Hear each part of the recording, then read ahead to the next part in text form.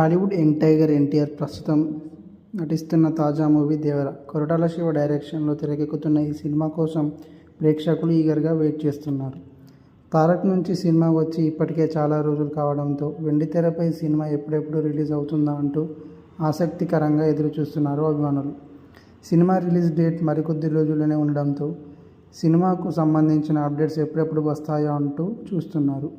Janata garage తర్వాత hero NTR, director Koratala Shiva కాంబినేషన్లో తెరకెక్కుతున్న రెండవ సినిమా కావడంతో దివంగత అతిలోక సుందరి శ్రీదేవి కూతురు జాన్వీ కపూర్ ఇందులో హీరోయిన్గా నటించడంతో సినిమా ప్రేక్షకులకు మరింత హైప్ పెరిగింది. ఇక బాలీవుడ్ నటుడు సైఫ్ అలీ ఖాన్ ఈ సినిమాలో ప్రతినాయకుడిగా కనిపిస్తున్నాడు.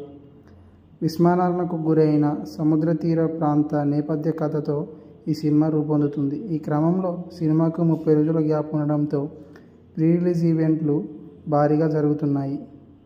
ఈ బ్రేక్ ఈవెన్ సాధించాలంటే ఎన్టీఆర్ పైనే ప్రెషర్ ఉంటుంది. తెలుగులో సినిమా ప్రమోషన్స్ స్పీడ్గా జరుగుతున్న క్రమంలో సినిమాపై నుంచి బజ్ క్రియేట్ అవుతుంది. అంతే ఈ సినిమాలో ఎన్టీఆర్ సోలోగా పాన్ ఇండియా లెవెల్లో ప్రేక్షకుల ముందుకు రానున్నాడు.